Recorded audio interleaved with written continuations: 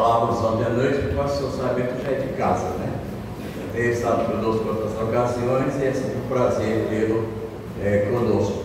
Eu vou pedir que ele já venha, porque eu não quero tomar o tempo dele, mas ele é pastor da igreja lá no bairro Ouro Verde, Lyon, e temos o prazer de tê-lo aqui conosco hoje para trazer a mensagem que o Senhor colocou no seu coração para transmitir ao nosso pastor. Deus abençoe.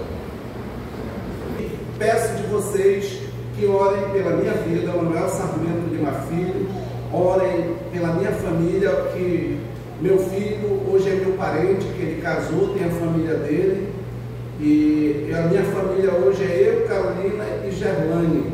Fica de pé aí, Carol Ger, dá uma olhadinha para trás aí. Essa é a Carol, a minha linda, tá? Explicando para os jovens que ela ainda está solteira, tá? Eu não sei se Carol vai brigar comigo, né? Mas diz que quem fala a verdade não merece castigo, né? E é isso, orem por mim, pela minha família, pelo meu ministério, pela minha igreja Batista Regular em Lyon. Orem também pelas instituições para-eclesiásticas, pela missão, pela associação, pela Asmidran. Enfim, orem pelo nosso movimento, para que ele continue a ser uma igreja baluarte da verdade. Que nós possamos verdadeiramente servir a Deus. Ontem, quando eu comecei a pregar, eu falei sobre 2 carros que estavam na vida, porque nós vamos falar sobre seguir e servir. E ontem eu ousei fazer algo diferente, mostrar que as pessoas tanto seguem errado, como servem errado, pensando que estão certos. E eu comecei dizendo que havia 2 carros numa estrada, numa rodovia, que a velocidade máxima era 80 km, e que alguém ia dirigindo a 80 km na faixa da esquerda, e que vinha alguém com mais de 80 km pedindo passagem. E ele não dava passagem, porque ele disse: eu estou no limite da velocidade permitida e ele está acima da velocidade permitida, eu não vou sair daqui. E a pergunta foi: quem estava certo ou se os 2 estavam errados? Alguém de ontem, o que ele tem para responder aí? Os 2 estavam errados. Por quê? Porque diz no artigo 150 do Código Nacional de Trânsito que todo o trânsito na via tem que ser feito pela direita. E se ele estava na esquerda, ele estava errado. E o que vinha pedindo passagem, ele não tinha que se meter com ele, deixa ele passar, o problema é dele. Por quê? Porque a faixa da esquerda, ela é destinada a quem vai ultrapassar. Ontem eu não falei isso, vou falar para vocês hoje.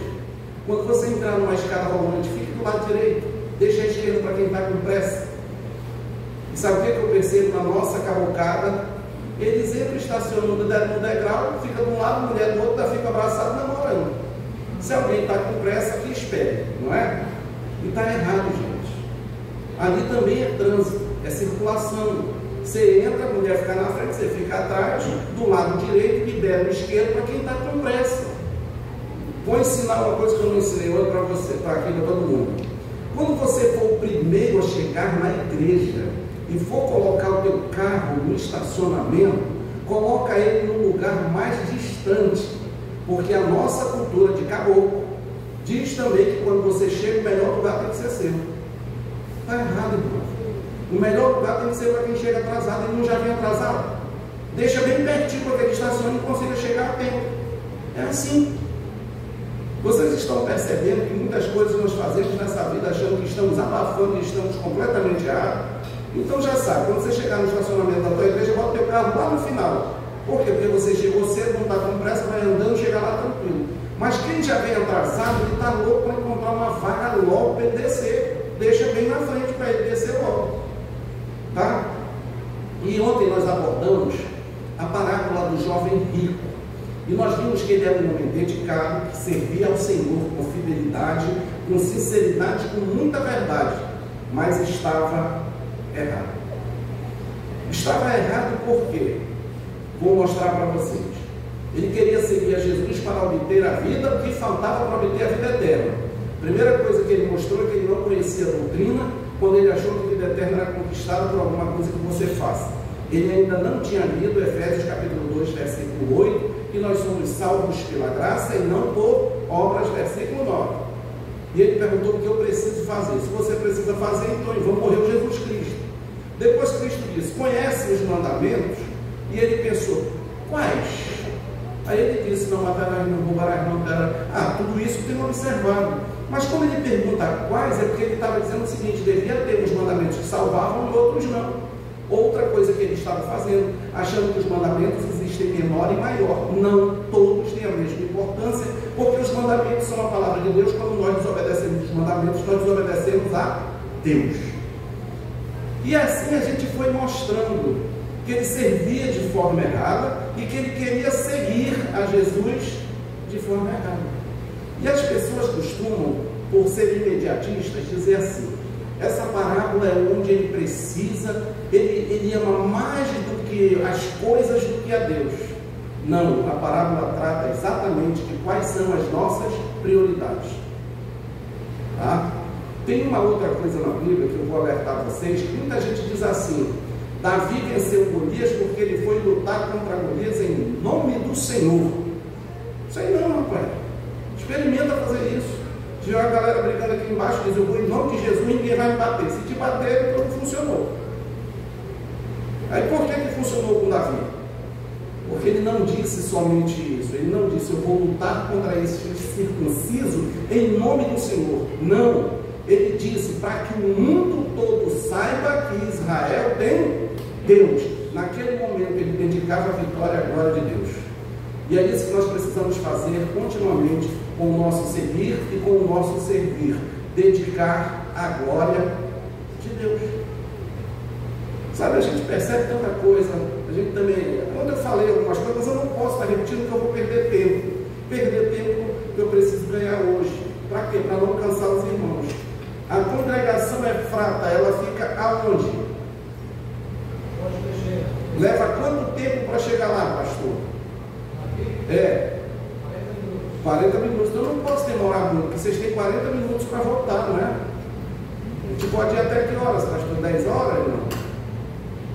A gente vai 40 minutos de mensagem. Então, nós vamos continuar observando a diferença entre seguir e servir. E ontem nós mostramos que muitas das vezes servimos da forma errada, seguimos da forma errada, e que hoje eu vou abordar o termo seguir da forma correta. Quando a gente fala em seguir, vocês lembram de quê?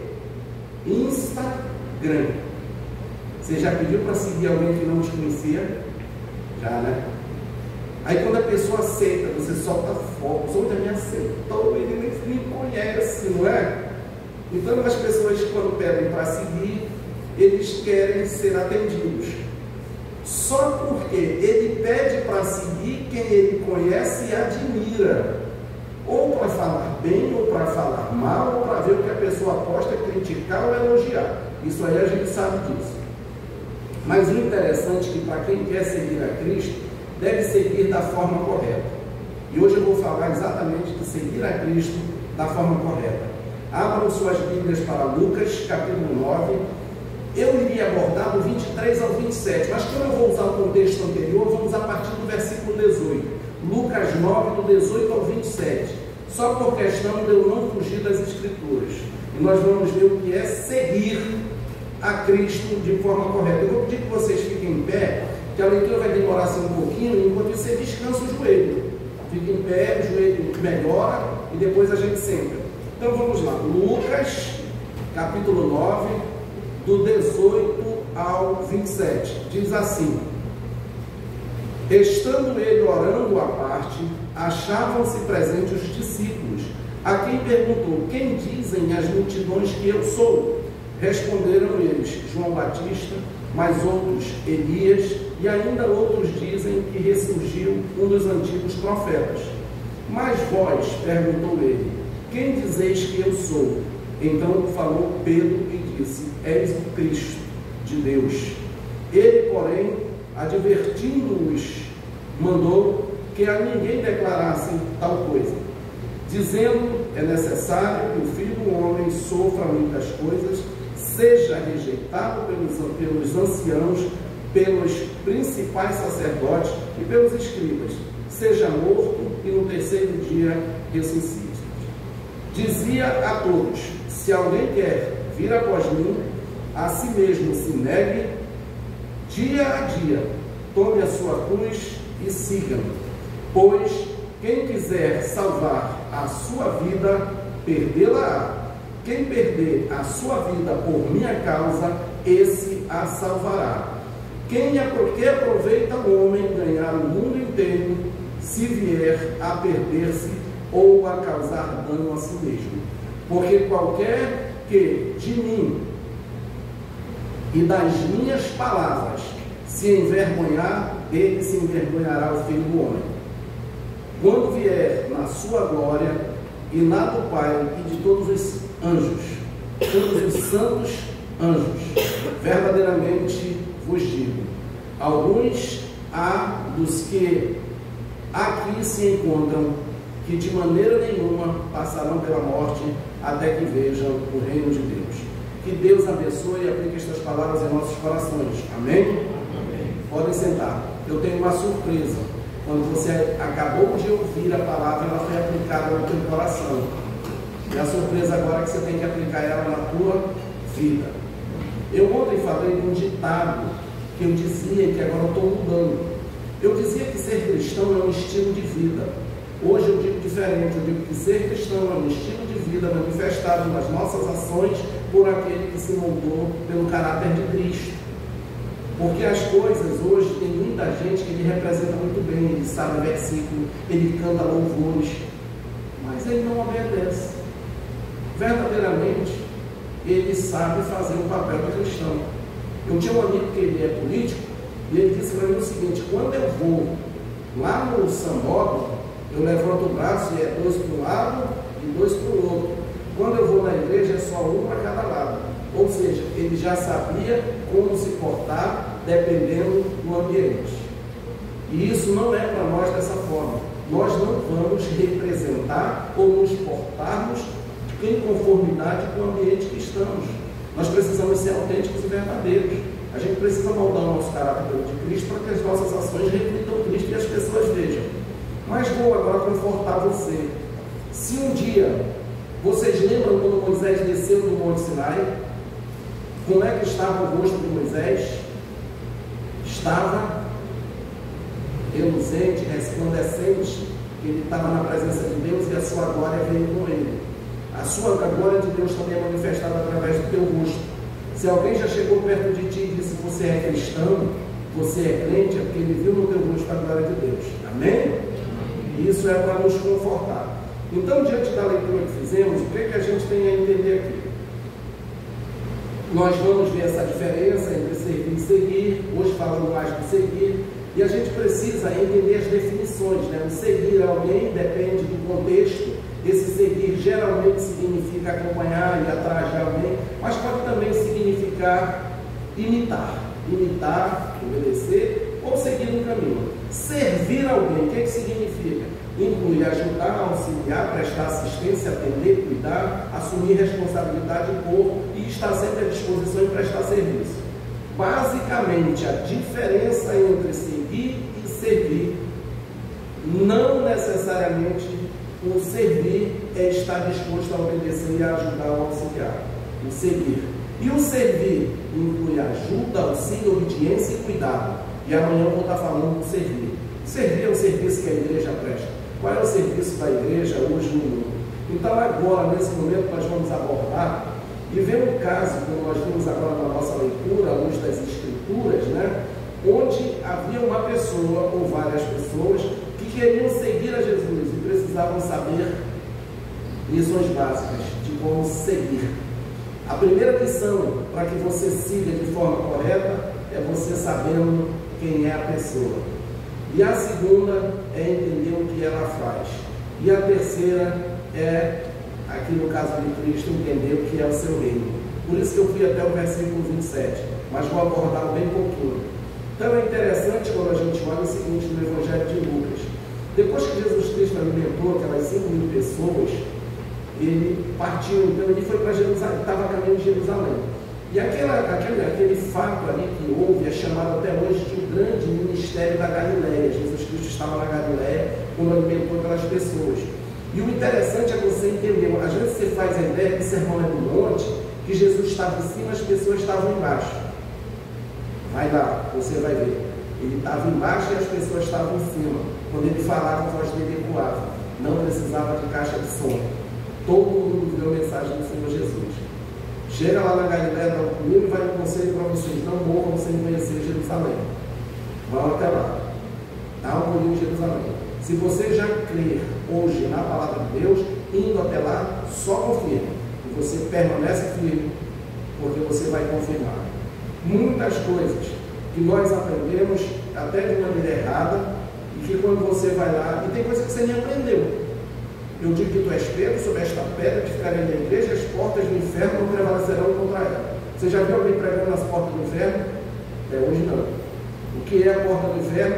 Vai saber agora.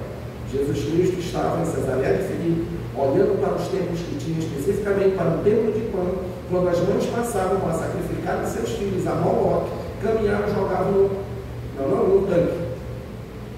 E ele, assistindo aquilo, disse: eu digo que tu és Pedro, sobre esta pedra edificarei a minha igreja, e as portas do inferno não prevalecerão contra ela. Em seguida, passado um tempo, Deus mandou um terremoto, mudou o curso do rio, e está lá o templo destruído. Foi destruído, cumpriu-se a palavra do Senhor Jesus. Então é isso, irmãos. Quando ele disse: vocês não formarem as pedras clamarão, é porque o deserto não é como areia do mar, o deserto lá é de pedra. Tudo que a Bíblia fala é usando o contexto onde Cristo está inserido. E se você quiser entender sobre os contextos, observa como Cristo conversava. Cristo, quando pregava a pescadores, parábola da rede. Quando pregava a construtores, casa sobre rocha, casa sobre areia. Quando pregava a agricultores, falou da boa semente ou das sementes que caíram ao meio do caminho sobre a rocha. Por quê? Porque ele pregava de acordo com o contexto que ele estava sendo inserido, para que as pessoas o entendessem. Então, sempre as mensagens obedecem isso. Hoje, como é que seria a parábola da rede para hoje? Aqui não tem pescador, tem, não sei, mas a gente pode achar. O reino dos céus é semelhante a uma rede. Mateus capítulo 13, a partir de 47. O que é rede em inglês? Net. O reino dos céus é semelhante a uma rede chamada internet, que quando lançada ao mar, eu vou chamar de mundo, recolhe sites de toda espécie, que são os peixinhos, e que quando já está cheia, os pescadores arrastam para a praia, e os internautas escolhem os bons para teclar, os ruins deitam fora. E assim será na aproximação do século, quando saíram os anjos, separarão os bons internautas dos maus, e os lançarão na fornalha acesa, os maus internautas, e ali haverá choro e ranger de dentes. Aí você vira pentecostal e queima Jesus, não é? Então, irmãos, a gente pode sim. Pastor, mas a Bíblia diz que eu não posso mudar as escrituras. Eu não mudei, eu permaneci nos princípios. O que eu mudei foi a aplicação para os dias de hoje. E assim era Jesus Cristo. Assim era Jesus Cristo. Ele sempre, tudo que ele dizia tinha um porquê. Tudo. O que é que a gente percebe aqui? Que depois do Sermão do Monte ele estava ali na Galileia, que onde é o grande sermão da Galileia, o ministério dele na Galileia. E depois ele começaria a sua jornada para ir até Jerusalém. E a partir de então, ele, sabendo o que ia acontecer com ele, ele passou muito tempo retirado com os discípulos, fazendo o quê? Preparando os discípulos para o ministério que eles esperavam, para aquilo que eles teriam que fazer. Tem alguns relatos paralelos a esse que nos dizem que ele não foi para Jerusalém, mas que ele foi para Roma. Eu não vou entrar nesse mérito, mas qualquer coisa você pesquisa sobre isso. E o que a gente entende? Vamos para o ensino de Jesus Cristo. Dos versículos 18 a 21 é interessante quando ele diz quem eu sou, que a gente, quando vai seguir uma pessoa, conheça essa pessoa. E foi isso que ele queria saber, se os discípulos o conheciam. Vocês lembram que aquele rapaz, o rico, ele chegou e disse assim: bom mestre. E ele disse: por que me chamam de bom, se bom só tem um que é Deus? E o rapaz ficou calado. E não era para ficar calado. Se ele disse, tipo, se bom só tem um que é Deus, e qual era a resposta do rapaz? Pois eu digo que tu és Deus. Era isso que ele queria ouvir. E o rapaz ficou quieto. Sabe, se qualquer um de nós perguntasse o que as pessoas pensam da gente a nosso respeito, Há muitas pessoas a dizer que isso seria uma demonstração de orgulho, não é? E até podia ser mesmo, mas no caso de Cristo não. Por quê, pastor? Cristo é diferente? Só é, meu irmão.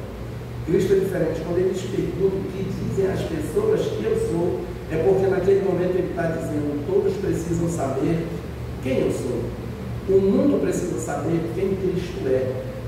Por quê? Porque o nosso destino é eterno, ele é determinado pelo que nós pensamos de Cristo.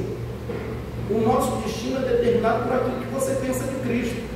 Se Cristo para vocês para você é Deus, então você vai tratá-lo como Deus, vai tratar a sua palavra como a palavra de Deus. Muitas pessoas estão completamente erradas, eles estão falando uma coisa e fazendo outra. Eu ouvi um pregador dizer que os maiores ateus pragmáticos estão dentro das nossas igrejas. Como assim, pastor? Ateu pragmático?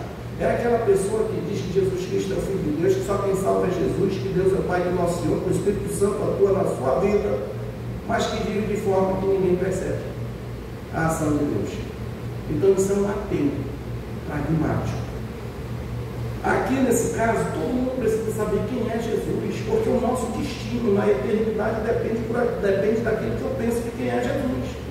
É impossível alguém que está enganado sobre quem é Jesus ter um relacionamento correto com Deus. Se você não sabe quem é Jesus, muito menos Deus. Muito menos Deus, teu relacionamento não está correto. E o que ele disse também? Que Jesus retirou-se para orar. E Jesus, todo o tempo, ele orou, meu irmão. Jesus, antes de escolher os discípulos, ele orou, pediu de Deus a direção. Nós muitas das vezes tomamos atitudes que nós não pedimos a direção de Deus, depois queremos que Deus conserte aquilo que a gente errou. Não vou dar exemplo não quero machucar ninguém. Mas muitas pessoas na vida tomam decisões sem consultar a Deus.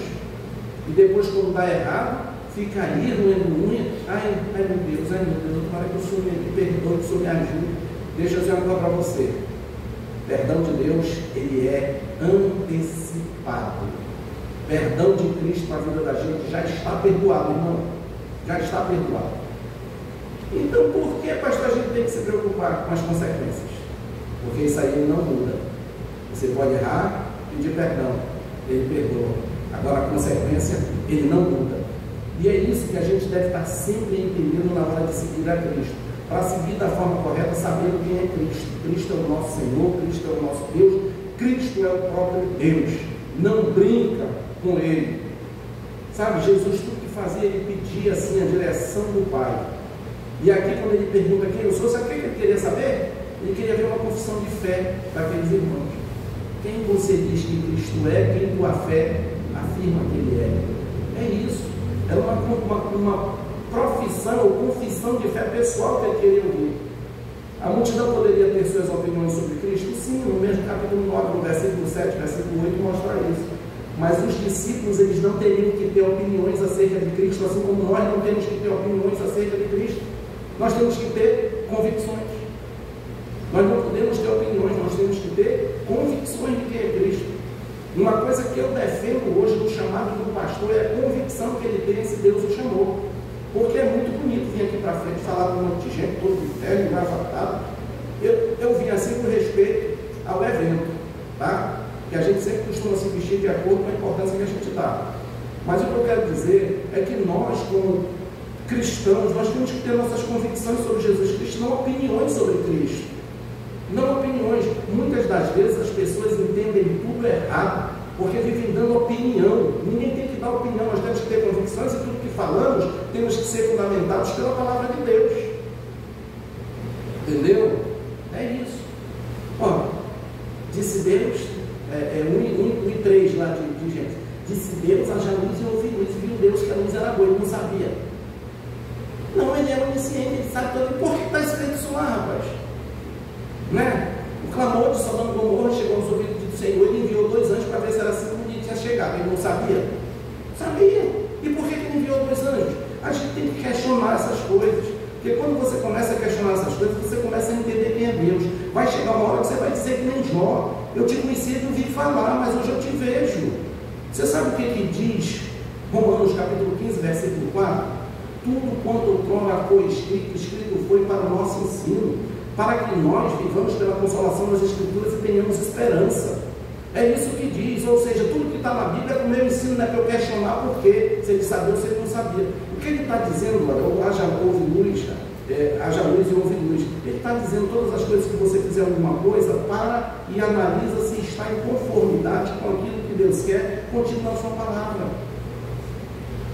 Sabe, quando ele disse, né, que o clamor chegou e ele enviou, ele está ensinando para nós. O que é que ele está ensinando para nós? Ele está ensinando para nós para a gente não virar fofoqueiro. Pastor, ele está dizendo que quando algo chegar ao teu ouvido, vai lá e confere se é assim mesmo como chegou. Por isso que ele está ensinando ali, confere se é assim como chegou. Por quê? Porque a gente tem mania de sair levando conversa que a gente não conferiu se aquilo era verdade. Entendeu? Então a Bíblia é um livro que nos ensina. Quer seguir Jesus? Conheça Jesus. Saiba quem Ele é o próprio Deus. As pessoas podem ter opiniões sobre Cristo, nós não. Nós temos que ter convicções de quem é Cristo na nossa vida. E é isso que a gente tem que ter certeza. O que foi que Pedro fez? Pedro era o porta-voz daqueles discípulos, daquele grupo. E a resposta que Pedro deu foi exatamente afirmando a divindade do Senhor Jesus Cristo. Foi o que ele fez. Ele afirmou que Jesus Cristo era Deus. Tu és o Cristo, Filho de Deus vivo. Sabe, essa foi a segunda vez que Pedro professou sua fé em Cristo. A primeira foi em João, capítulo 6, versículo 60 e 70. Sabe, com exceção de Judas, todos os apóstolos criam em Jesus Cristo. Judas talvez foi o único que não creu. Mas assim mesmo, se Judas quisesse, ele não teria traído o Senhor. Você vai lá em Gênesis capítulo, acredito que é o capítulo 6, a partir do versículo 4 até o versículo 7, você vai ver que Deus fala com carinho, diz: a ti compete dominar o teu desejo. Você faz mal o que você quer fazer. E aqui nesse caso, tem que conhecer Jesus para poder seguir. Jesus, ele mandou que eles não divulgassem essa verdade abertamente. Por quê? Em primeiro lugar, porque essa mensagem, ela era acerca do caráter messiânico de Cristo. Ela não poderia ser separada da realidade, mas as pessoas iriam causar tumulto, porque isso estava exatamente ligado com a sua morte e a sua ressurreição, sobre a qual Jesus Cristo estava prestes a ensinar os apóstolos, que também não entenderam direito. Foi uma lição difícil para eles assimilar essas coisas. Na verdade, eles só compreenderam o que era a morte e a ressurreição de Cristo quando viram Cristo ressuscitado. Até lá eles não tinham entendido. E nós que já sabemos que ele morreu, que ele ressuscitou, quando o pastor Poderoso até falou que ele pregou uma vez, há mais de quase 18 anos atrás, numa igreja, e eu disse para ele: pastor, eu vou pregar essa sua mensagem. E ele disse: Aí ele lembrou que eu tive que pregar um pouquinho dela, eu tive que dizer para os irmãos que ele pregou em 1 Coríntios, capítulo 15, a partir do versículo 3, falando ali da morte e ressurreição de Cristo, segundo as Escrituras. Aí ele enfatizou a morte, ele disse assim: olha, a morte de Cristo, a primeira coisa que ela foi vicária, porque ele assumiu o nosso lugar. Segunda coisa, ela foi redentora, porque nos libertou do poder do pecado. Terceira coisa, ela foi vicária, foi redentora, foi justificativa, porque nos tornou santo diante de Deus. Ela foi também expiatória, porque ela foi a expiação do sangue de Cristo. Ela foi propiciatória, porque aplacou ele de Deus. Eu decorei a mensagem dele toda e botei para pregar também a mensagem, muito boa. E até hoje eu sei essa mensagem do pastor Poderoso. E é isso que a gente precisa ter: convicções de quem Cristo é, o que Cristo fez, para a gente poder segui-lo. E diante disso ele disse: não digam a ninguém. O povo considerava o Senhor Jesus Cristo um homem que realizava curas. Era isso que ele fazia. E possivelmente até um libertador das opressões dos espíritos. Só que os apóstolos, eles tinham que começar a pregar que ele era de fato o Messias, e que o resultado talvez dessa pregação não fosse causar até rebelião nas pessoas. Por isso que ele disse: não falem isso agora. E muitas das vezes, quando nós dizemos quem é Cristo para as pessoas, nós costumamos até agredir essas pessoas com as nossas convicções. E ontem eu também dei um exemplo aqui. Alguém disse para mim: todos nós somos filhos de Deus. Eu disse: negativo. Não é não. Aí a pessoa disse: mas por que, pastor? Deus não é amor? Eu digo, mas não esse amor filéu aí de amigo, não. Ele é um amor ágape incondicional, que quem o alcança, alcançou grande coisa. Então, se nós não somos filhos de Deus, o que nós somos? Eu digo, vamos lá, abra seu Google aí, clique em chama o Evangelho de João, capítulo 1, versículo 12, que vai estar escrito lá. Mas a todos quantos receberam, Deus o poder de serem feitos filhos de Deus, a saber os que creem em seu nome. Para ser filho de Deus, tem que crer no nome do Senhor Jesus Cristo. Se você não crê no nome do Senhor Jesus Cristo, então você não é filho de Deus. E vamos parar de vender esse evangelho romântico por aí. E também citei aqui uma coisa que os crentes fazem que está completamente errado. A pessoa está no erro, está vivendo uma vida de miséria, de pecaminosidade, segura na mão da pessoa, ainda passa a mãozinha em cima e diz, Jesus te ama. Então, se Jesus me ama, eu vivendo uma vida desgraçada, para que eu preciso melhorar? Ele não me ama desse jeito? O que é interessante a gente entender que nós só somos objetos do amor de Deus quando nós cremos em Cristo. Porque Deus amou o mundo de tal maneira que deu o seu Filho unigênito para que todo aquele que nele crê não pereça, mas tenha a vida eterna. João 3,16. E aquele que ainda não creu está lá também dizendo. Mas antes disso ele diz, porquanto ele enviou o seu Filho ao mundo, não para que julgasse o mundo, mas para que o mundo fosse salvo por ele. Quem nele crê, não é julgado. O que não crê, já está condenado. Então, qual é a condição? Crer em Cristo para se tornar filho de Deus. Não é crer em religião, tá, irmão? É crer em Cristo. Você tem Cristo na tua vida, glória a Deus por isso. Dê um bom testemunho. Faça o bem às pessoas.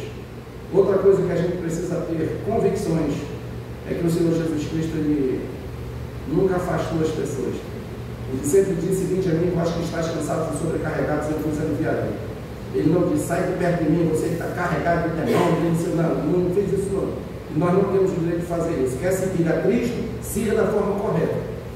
Olhe para Cristo e siga como Ele é. Mas pastor, como é que eu faço isso? Deixa o teu caráter ser moldado por Cristo através da sua palavra. E você com certeza vai conseguir. Eu vou dar logo um testemunho para vocês de 1 minuto. Eu estou no caminho de briga numa reunião. Porque o estatuto diz que crente que falta 3 reuniões já está desligado automaticamente. Aí eu gostei do pastor que estava lá. Ele olhou para mim e disse, me mostra na Bíblia onde é que diz isso. Não, mas isso é a igreja que decide. Não, a igreja para decidir as coisas, ela tem que ser pautada na palavra de Deus. Você não tem direito de estar fazendo isso não, rapaz. Aí eu parei e disse, me perdoa. É verdade. Cristo mandou a gente buscar as pessoas, Ele mandou a gente estar expulsando ninguém. E é isso que a gente tem que fazer, irmão. Quer seguir a Cristo, aí está a forma correta. Para com essa história de querer servir a si mesmo. Serve a Cristo. Serve a Cristo. Siga a Cristo. Porque muitas das vezes nós queremos seguir a Cristo em conformidade com aquilo que nós queremos. Não. A gente tem que seguir a Cristo quando diz, conhece quem é Cristo na tua vida, começa a seguir Ele. Então eu vou para a frase de efeito. Para seguir a Cristo é necessário convicções acerca da sua pessoa. Quer seguir a Cristo, tenha convicções de quem é Cristo. Dos versículos 22 até o 26, ele vem falando aqui do seu sacrifício, que nós lemos. O que ele vem dizendo ali? Ele fez várias alusões à sua morte sacrificial, mas a partir desse momento ele começa a ensinar essa verdade claramente a seus discípulos. João Batista o havia apresentado como sendo o Cordeiro de Deus que tira o pecado do mundo, lá em João capítulo 1, versículo 29. E Jesus havia predito a destruição do templo que era o seu corpo. Ele disse, esse templo será destruído, em 3 dias eu reconstruirei. Era o corpo do Senhor Jesus Cristo quando ele seria ressuscitado, tá? Não era o templo de Jerusalém, como acusaram ele falsamente. O corpo, olha, o teu corpo ele é o quê? Templo do Espírito Santo. Era esse templo que ele estava falando. Outra coisa que Jesus Cristo fez, João, ali, em João 3,14, ele comparou a serpente do deserto também. Jonas também, ele falou de Jonas ali em Mateus, né? Jesus falava sempre da sua morte, da sua ressurreição, para que as pessoas acreditassem que Ele é o Filho de Deus. E essa declaração do Senhor Jesus Cristo, ela é a primeira das declarações encontradas em Lucas, sobre a paixão vindoura do Senhor Jesus Cristo, sobre a sua paixão ali em Jerusalém. Isso é tipo fazer missões, irmão. Fazer missões, eu faço missões. Como é que você faz missões? O que te leva a fazer missões? O que te leva a fazer missões tem que ser o que levou Cristo a fazer missões. Lá em Mateus capítulo 9, a partir do versículo 35, diz que ele passava o dia no bar, nas comunidades, a pregar o evangelho nas sinagogas e a curar enfermos e expelir demônios. E ele disse que quando olhou para as multidões, elas andavam aflitas como ovelhas que não tinham pastor, e ele teve compaixão delas. E o que mais que ele fez? Ele orou o Pai que mandasse obreiros para a sua seara, dizendo que ela era grande, mas os obreiros eram poucos. O que é que a gente precisa para fazer missões? Ver o que Cristo viu, sentir o que Cristo sentiu e fazer o que Ele fez. É só isso que a gente precisa na vida. A gente não tem que estar inventando, não. Eu já vi crente de todo jeito inventando moda. Ah, pastor, a gente precisa fazer propaganda, mandando carro, fazer propaganda aqui pela rua, a gente precisa construir folha, fazer cartaz. Que conversa mentirosa é essa? Não precisa de nada disso não. Você vai lá para Atos capítulo 2, a partir do versículo 42, quando viviam os convertidos. Viviam juntos no partir do pão, nas orações, e cada um havia temor. E lá no 47 ele diz assim, e cantando e louvando ao Senhor com singeleza de coração, caíam na simpatia do povo, e Deus ia lhes acrescentando os que iam sendo salvos. Ele está dizendo para a gente que a melhor propaganda da igreja é o seu testemunho no local que ela se encontra. É o testemunho da igreja que atrai as pessoas, não é propaganda. Como diz as pessoas que a propaganda é a alma do negócio. Então, se tiver propaganda, vamos dar propaganda do nosso testemunho no bairro. Sabe? Mas quem sabe no outro dia eu volto aqui para falar sobre missões e você amarra o cinto na cadeira e segura que a gente vai aprender um bocado de coisa. Irmãos, Jesus, ele não se ateve a anunciar sua morte em particular. Ele falou em público para os discípulos. Ele fez uma declaração pública sobre o que ele iria sofrer, o que ele iria passar. Muitos irmãos sabem, né? Até em aramaico, sabe até traduzir seu século, ele estava na cruz, que ele falou, ele na massa, né? Aí, Deus meu, por que me desamparaste? O Senhor Jesus Cristo foi desamparado, porque naquele momento ele se fez pecado por nós, e Deus, por ser santo, não pode contemplar o pecado, virou o seu rosto e abandonou o seu filho na cruz por causa da gente. E a gente quer viver uma vida seguindo a Cristo de forma errada, seguindo a Cristo como um ateu pragmático, falando do versículo, cantando louvores, dizendo um monte de coisa bonita, mas na realidade não vive. Não vive. Tem gente que vem para a igreja e quando chega em casa, tira o sapato, calça uma ferradura, dá coisa em todo mundo. Já pensou um negócio desse? Ontem eu fiz aqui uma comparação boa. Fiz um treinamento bom para o povo. Alguém disse para uma pessoa, para várias pessoas, se eu te der 1 milhão hoje à noite, como é que você acorda amanhã? Eu acordo feliz, eu tenho 1 milhão. Tá bom, vamos melhorar, vou te dar 5 milhões, como é que você acorda amanhã? Amanhã não vou mais nem trabalhar, 5 milhões já tá bom minha vida. Então vamos fazer uma coisa. Vou te dar 10 milhões. A única coisa que eu vou querer é que você não acorde amanhã. Ah, eu não quero não. Por quê? Porque a minha vida é mais importante do que 10 milhões. E por que tu acorda zangado, rapaz? Tua vida não vale mais do que 10 milhões, 1 milhão que eu já ficava feliz, tua vida não vale mais do que 10, por que você acorda de mau humor? Tem que acordar já pulando, rindo, agradecendo a Deus e fazendo o que o salmista dizia: deito, pego no sono, acordo porque o Senhor me sustenta. É isso, irmão. Ah, eu queria fazer um culto de ação de graça para comprar um apartamento, um culto de ação de graça para comprar uma Hilux. Não, meu irmão, faz um culto de ação de graça porque muita gente deitou e não acordou. Você deitou e acordou, já agradece a Deus. Senhor, muito obrigado, porque o Senhor cuidou de mim enquanto eu dormia. Muito obrigado pelo raiar do novo dia, muito obrigado. E agradecer por tudo e pedir na hora de sair do trabalho, que você seja uma bênção na vida daquelas pessoas que se aproximam de ti. Que você mostre para as pessoas que você é um verdadeiro seguidor do Senhor Jesus Cristo. Que elas possam ver em ti o caráter de Cristo moldado na sua vida e contemplado através das suas ações. A palavra mais próxima de discípulo aqui é a que diz que é um aprendiz. Um discípulo ele é completamente diferente de um aluno, porque o aluno ele aprende as lições através das exposições orais e dos livros. O discípulo não, ele aprende vivendo e trabalhando com o seu mestre diariamente. Essa é a diferença de um discípulo para um aluno. E às vezes as pessoas diminuem o discípulo. O discípulo ele aprende na prática diária com o seu mestre. Muitos cristãos hoje contentam-se em ser ouvintes da palavra de Deus, adquirem muito conhecimento, mas nunca colocou em prática. Esse é o problema. Esse é o grande problema. Quer seguir, então falando só de seguir. Amanhã vai servir. Servir amanhã já é melhor. Servir amanhã é melhor. E olha por mim para Deus me dar uma mensagem para amanhã, viu? E gente, é brincadeira minha, já está pronto. Mas eu costumo brincar assim. Mas o que eu estou querendo dizer para vocês? Que nós vivemos muitas das vezes como aqueles dois lá do trânsito. Eu estou a 80, estou certo. Ah, está tudo errado, rapaz. E o outro, eu quero passar, sai da frente, também estava errado. Estavam os dois errados. Nós precisamos seguir a Cristo da maneira certa, conhecendo a Cristo, conhecendo o seu trabalho, quem ele foi, quem ele é e quem ele faz. Lá na sociedade romana, levar uma cruz era um símbolo de vergonha, era símbolo de culpa, era símbolo de sofrimento, era símbolo de rejeição carregar uma cruz. E ele diz: pegue sua cruz e siga.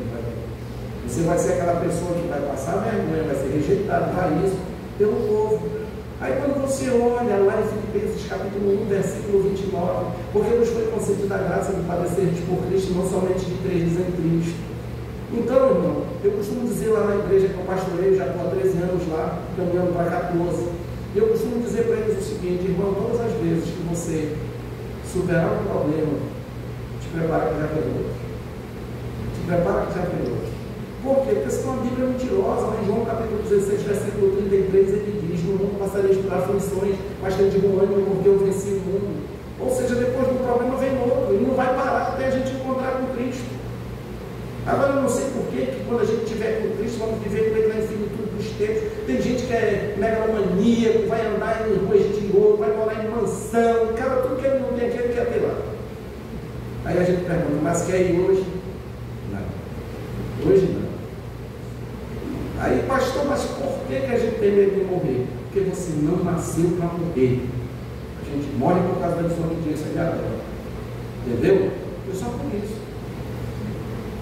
Irmãos, a gente deve dizer sempre não para nós mesmos. Diga não para si mesmo. Negue-se, como Cristo disse, negue-se a si mesmo. A negação vai muito além de negar prazeres, negar posses. Não gosto nada porque está caro, eu não quero os prazeres da vida. Não, irmão. Ele está dizendo assim: negue-se o teu interior, porque às vezes aqui dentro tem um coração que não cabe num peito de arrogância, de orgulho. Muita gente é assim. A gente costuma ler as pessoas pela forma como elas vivem, pela forma como elas falam, pelo que elas fazem. É muito fácil ler as pessoas. E vocês sabiam que tem muito crente, eu falei isso também, ele serve a Deus com dignidade, com fidelidade, com honradez, porém com motivação errada. Ele é motivado de forma errada. Como é isso, pastor? Servir a Deus com fidelidade, com sinceridade, com verdade, mas a motivação ser errada. É aquele crente que quer ser reconhecido e não permite que Cristo apareça. Entendeu? Quer ser reconhecido. Eu chego cedo, eu me dedico, eu faço tudo. E hoje o pastor, na hora de elogiar, elogiou o irmão, que até faltar ele falta. E daí, rapaz? Tem um sermão que eu vou construir ainda. Eu já tenho um tema. O tema é: olha para o teu rabo, macaco. É isso. Para de olhar para os outros, rapaz. Olha para você. Só isso. Pastor, mas o outro está tudo errado. Ore por ele, rapaz. É isso que a gente tem que fazer. A gente não foi colocado nesse mundo como juiz, não. A gente foi colocado como servo, para servir todo mundo. Aí, pastor, mas eu quero dizer que você não suporta aquela pessoa. Mas eu já perdoei. Só não quero que fique perto de mim. Então tu não perdoou, mentiroso. Tu não perdoou. Você é mentiroso. Já, pastor, só que eu não quero mais conversa. Não é assim que funciona. O perdão é quando você exatamente lembra de algo que te machuca e aquilo não faz mais efeito na tua vida. É isso que é perdão. Dizer: eu já até esqueci. Como perdoa, você vai esquecer? Não tem como esquecer. Só que aquilo já não me machuca mais. É isso que tem que ser assim. Tá, irmãos? Então vamos continuar seguindo a Cristo. E seguir a Cristo hoje para o mundo parece loucura, viu, gente? Parece loucura, parece coisa de doido. Parece coisa de maluco seguir a Cristo.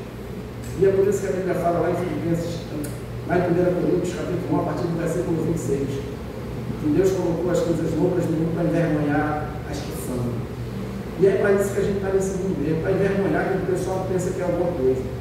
E se você não conseguir me levar lá, que eu faço por ti? Faço comigo. Pastor, está me perguntando ali que me fizeram com o filho de João Antônio. Me pergunta, ó. Vou falar do João Antônio da Paraíba. Uma vez eu falei isso, não tinha nada que dar esse exemplo. João Antônio é um homem analfabeto, queria pregar o Evangelho. E um dia no roçado, ele se virou no cabo da enxada, falou para o filho dele: meu filho, eu vou pregar o Evangelho. Ele disse: mas como, papai, você não sabe nem ler? Ele disse: eu não sei não, mas tu sabe, tu vai ler para mim. Aí todo dia você estava lá, ler para mim, meu filho. O menino Miriam. Ele disse: eu gostei desse versículo. Diz aí a referência para mim. Aí foi. Aí o menino ia lendo e ele ia aprendendo. Aí um dia ele disse para o pastor: eu queria pregar um sermão que eu construí sobre a conversão de um homem chamado Isaías, que eu achei muito bonito, eu quero pregar na igreja. O pastor, o servo fiel, escolhe, não tem problema não. Chegou no dia e disse: eu convido a igreja a abrir suas Bíblias em Isaías, capítulo 6, a partir do versículo 1 até o versículo 8, e foi abrindo a Bíblia, o pastor do lado olhando a Bíblia de cabeça para baixo, como ele imaginou que Isaías era mais ou menos no meio, ele abriu no meio dele Salmos, e o pastor olhando, porque todo mundo quando chega aqui faz uma pose para pregar, não é? Tem que ler, tem uns que oram, já faz, só falta se benzer, para começar, mas tudo bem.